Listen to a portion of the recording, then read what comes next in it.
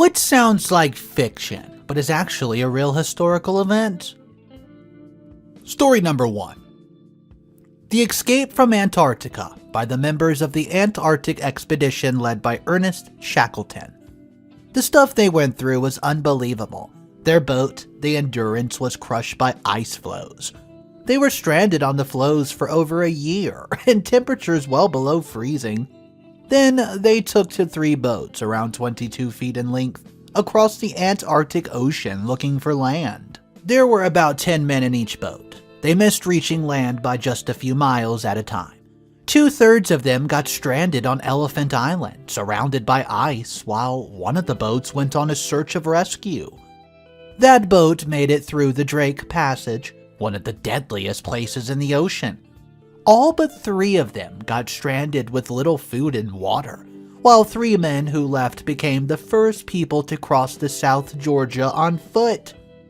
They found a civilization, rescued the men who came through the Drake Passage, and waited for months until they could rescue those on Elephant Island. Every single person who came on the initial voyage survived, with the worst lasting consequences being a single foot amputation. Story number 2. An English king named Ethelred, later called the Unready, took some troops to defend against a Viking invasion. Well, get this. The weather was bad, so a lot of the Viking ships crashed as they were landing. Ethelred thought it would be dishonorable to attack them as they were stumbling upon the shore. So, he kept his troops back until the Vikings had a chance to get together and form the proper battle lines before he attacked them. The better prepared Vikings then won the fight and slaughtered a bunch of Ethelred's men, and he and the rest were forced to run away while the Vikings went around pillaging. Story number 3. Sergeant Stubby. During World War I, a soldier found a stray dog when training on the Yale University campus, and took a liking to him. The soldier snuck the dog onto the ship when he had to leave campus, and when the dog was found by the commanding officer, he was allowed to stay because he had learned how to salute. Stubby was injured a few times during the war, but he was useful. He could alert the squad of a surprise mustard gas attack, and gunshots before the human ear could even detect the sound. He also found and comforted wounded soldiers, and caught a German soldier one time by the leg of his pants, until American soldiers got to him, aka the best good boy ever. Story number 4.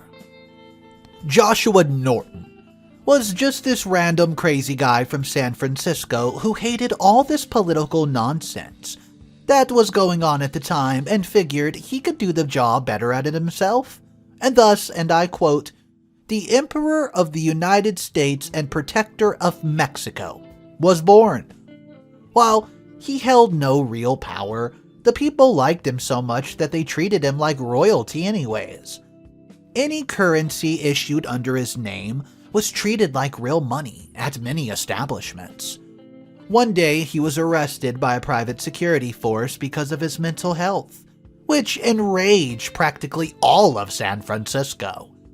The police chief let him go because he had committed no crime, and Norton gave an imperial pardon to the guy who arrested him. After this incident, any police officer Norton passed would salute him.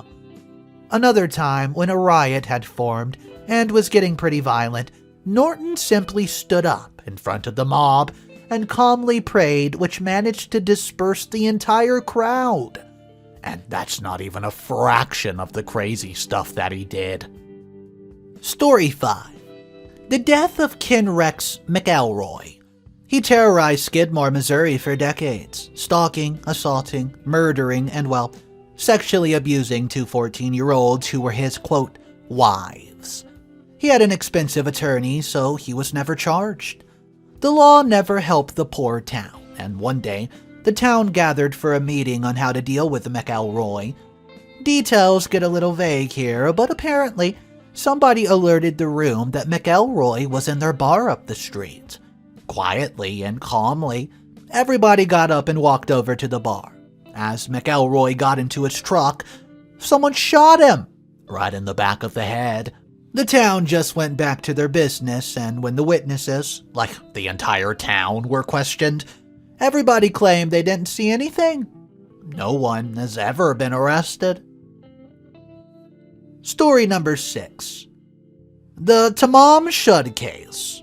After World War II, a well-groomed athletic man was found dead on an Australian beach. There's no apparent cause of death. It's impossible to identify the man. Some mysterious clues are found, among them a book with a cryptic message written into it. Later, they bury his corpse compassionately, and even later, it turns out that he might have been searching for a child he possibly fathered some years ago. And that's the mother possibly had been a spy, who'd fallen in love with a spy from abroad. The unidentified man who might have fathered said child with her back then, as he realized that the mother would not be meeting him anymore, he would have poisoned himself on the beach. And since he was a spy, he used a poison that doesn't leave a trace. Story number 7. During World War II, the U.S. military researched the idea of dropping bombs filled with bats and attached incendiary devices over Japan. A dental surgeon, Adams, who was acquaintance of Eleanor Roosevelt, wrote the idea out to her. He explained that bats would nest in the wooden buildings off Tokyo, and then the delayed timers on the incendiary devices would go off simultaneously and cause a massive fire. President Roosevelt approved the idea for study, and the military found it would be highly effective compared to traditional firebombing. The only reason the plan wasn't implemented was because the bat bombs would not have been combat ready until mid-1945. So they used the same atomic bombs instead. Highly recommended reading the article. So many crazy details, the entire thing reads as surreal, satirical article. Story number 8.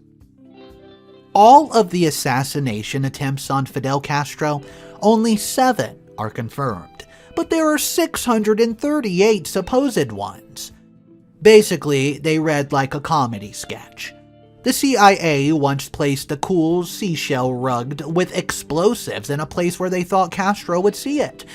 Go, "Ooh, cool seashell," and pick it up, but despite this geniusness, he died of natural causes. Story number 9. Russia's fake Dimitri III, the terrible son assassinated at the age of 8. 9 years later, a guy claims to be the Dimitri, having survived the assassination attempt. He gains the throne and rules for 11 months. Then he's dragged from the place and publicly executed. Mark the end of false Dimitri I. This is when it gets interesting.